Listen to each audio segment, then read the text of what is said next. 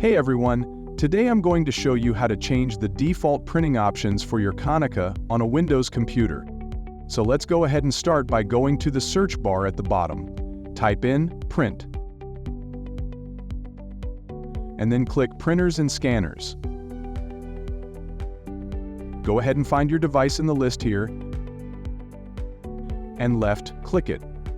But if you're on Windows 10, you may have to left-click and then click Manage afterwards.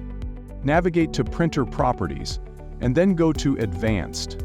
If this is grayed out for you, it means you need administrative access to change these options. So you'll have to go back to the General tab. There's going to be a box here that says Change Properties. You'll have to have an administrator login to do so. Back on the Advanced tab, click Printing Defaults. This will bring up your Print Default window. And here's where you can change all your options to your liking.